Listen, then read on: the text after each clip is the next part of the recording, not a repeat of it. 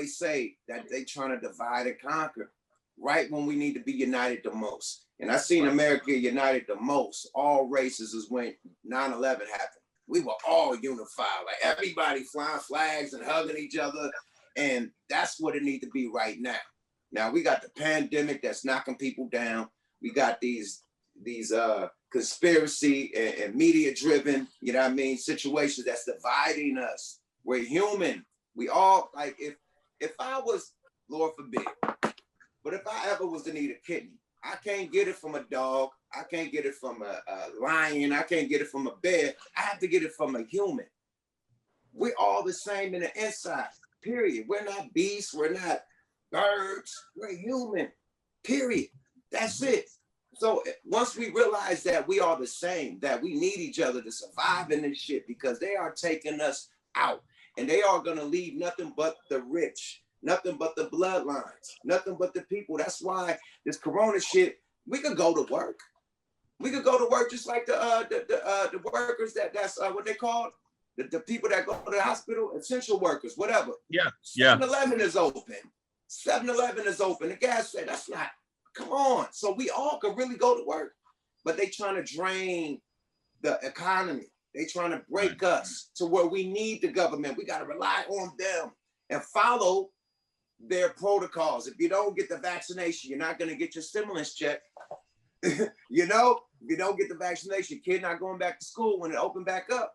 Right. If you don't get the vaccination, you're not going to be able to hop on a flight and go see your peoples. That's, you know what I mean, your family. It's the mark of the beast. It's the mark of it just sounds like what the mark of the beast, what we're told about in Revelation, that this is what it is. It's some power. You know, here's the thing too. You know what makes us different from animals is the fact that we feel vulnerable. The difference between us and the animals, we learned to talk, we discovered our own death.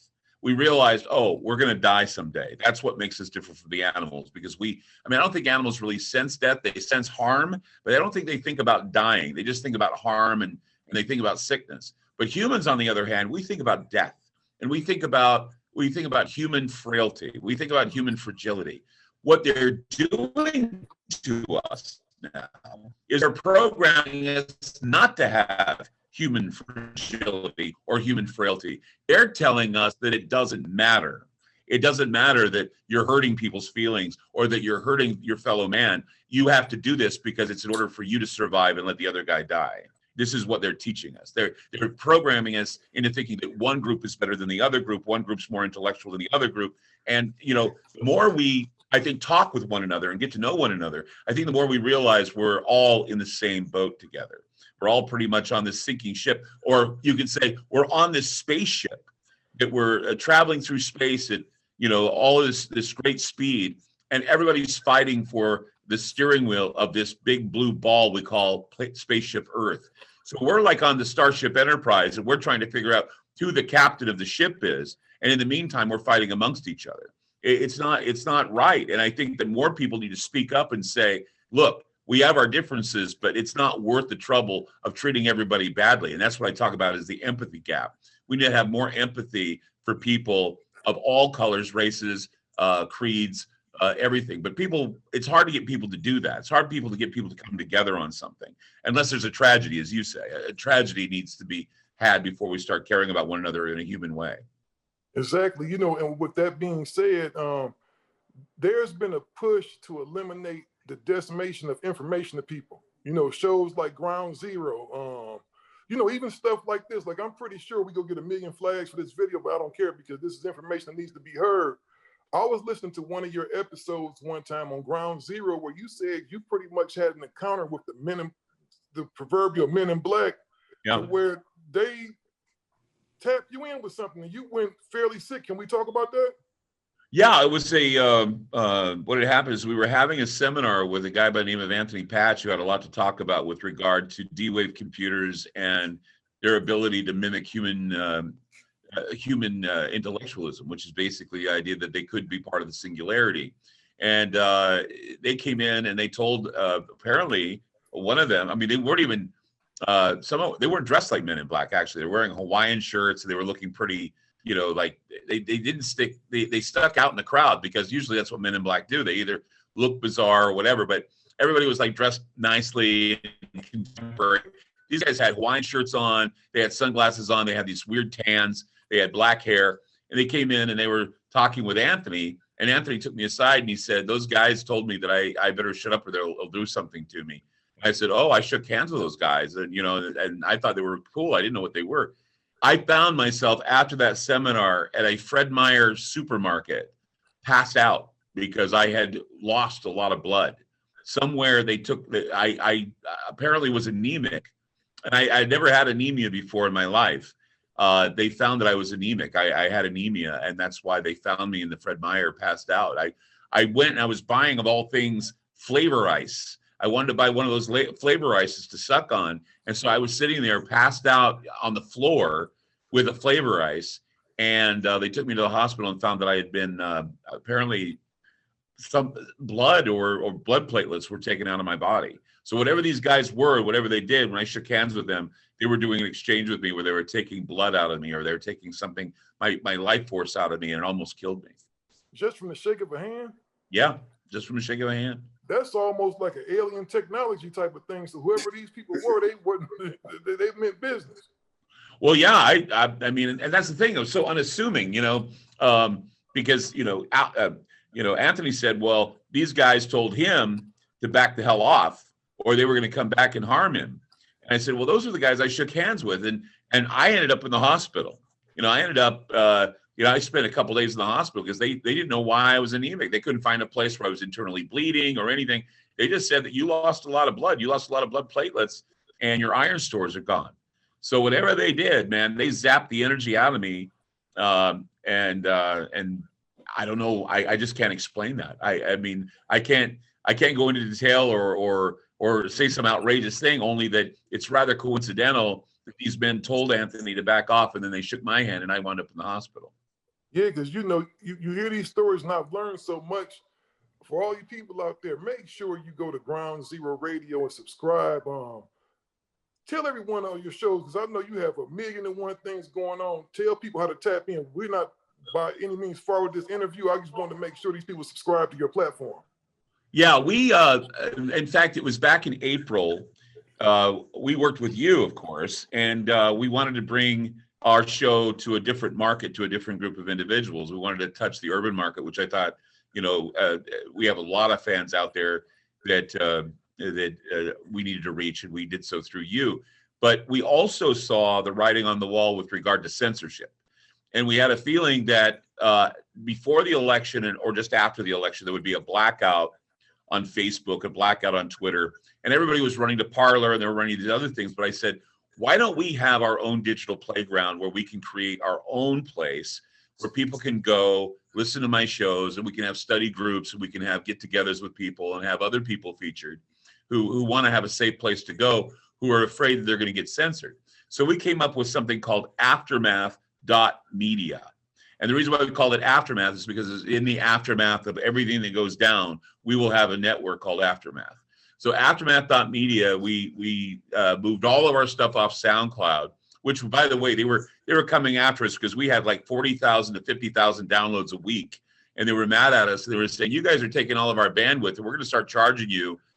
They gave us a figure of anywhere between $2,000 to $3,000 a month just to keep it alive.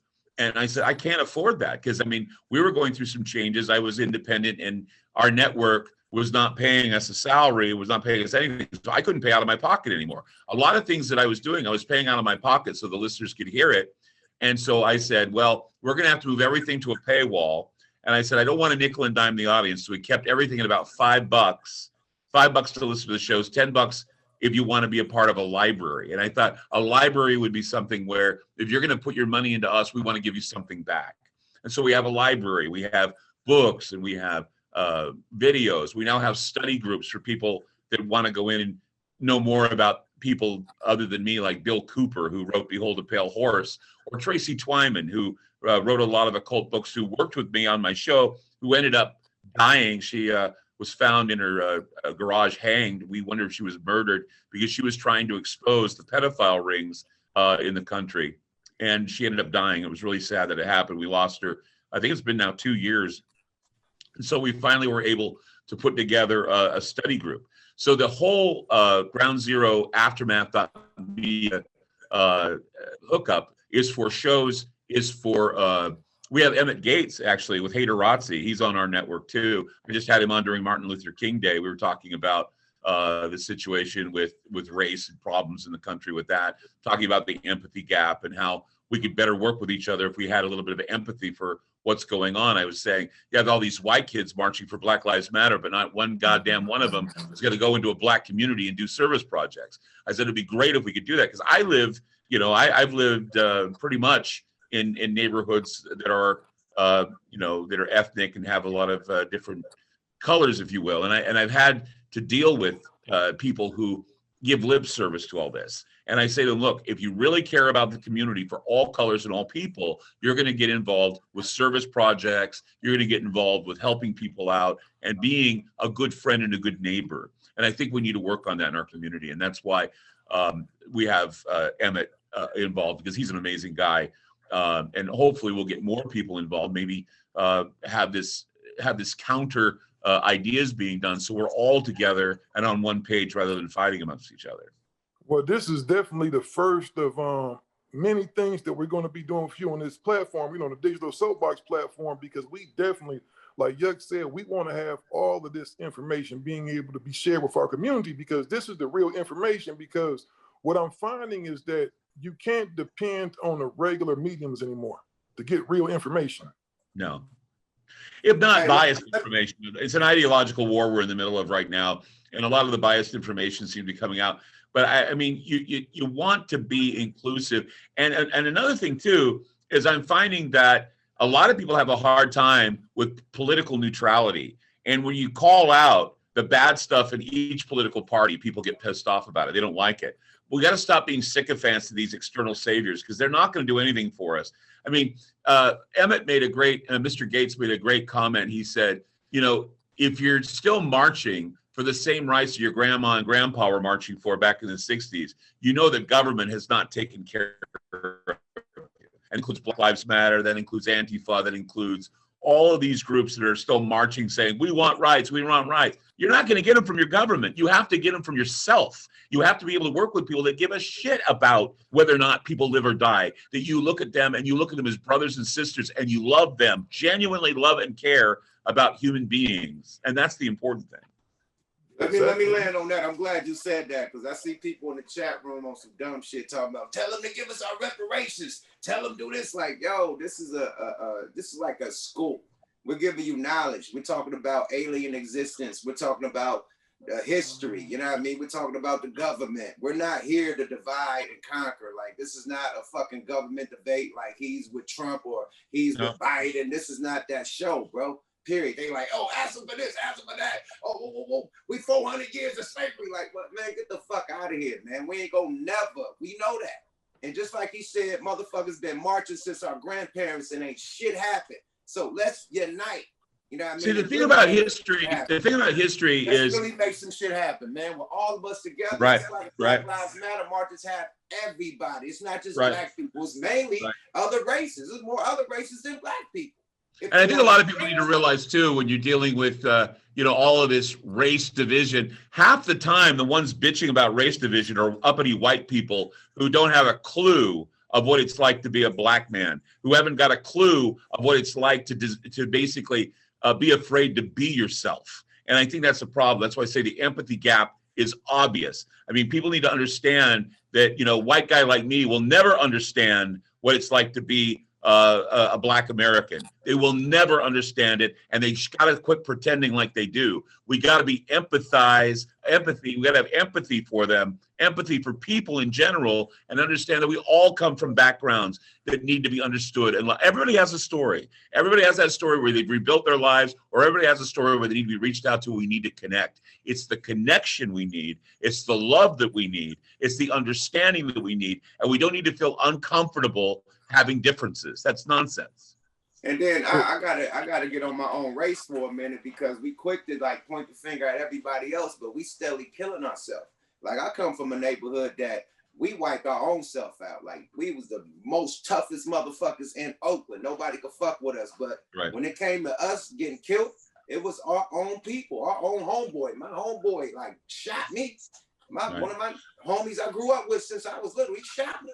You know what I mean? Trying to kill me. So at the end of the day, like we always like point the finger at, whoa, the police did that. Yeah, it's wrong because we pay our taxes for their bills and their pensions and everything. But you got people in Chicago, you got people in Detroit, you got people in the Bay Area, LA, New York, Jersey, that's knocking each other down. And we don't protest about that. It's just all good. Like, why are we not mad about that? Why are we not mad about us killing each other or going against each other? But we quick to be like, hey, what the white man gonna do for us? What the fuck we gonna do for ourselves, man? Quit asking for somebody else to do something for you, man. All you niggas in the chat room, man. I'm tired of this shit, man. You can't blame this man for fucking slavery. He had nothing to do with that.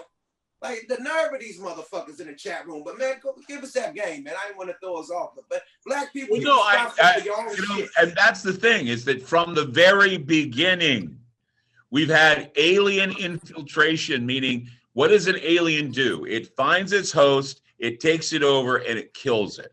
If it can't do it to one, it will do it to many. And how do they do that? They divide you. They fragment you. They keep you isolated, and they don't want you to believe that you're free, that you're sovereign, that you have autonomy. They want you to think that everyone's hopeless, that the world's going to end, and that you basically are not going to stand up in the end, that you're going to fall apart and fail. And I think that's the problem. People need to rely on heritage values that kept us together. We need to laugh at those who continually push the issue that we don't love one another. We cannot allow ourselves to be fragmented. Otherwise, we're going to be fighting our own wars amongst ourselves, and no one's going to know who the enemy is. The enemy is external. The enemy is alien. The enemy is what has been trying to infiltrate and change mankind from the Garden of Eden till now, and it's still happening to this day.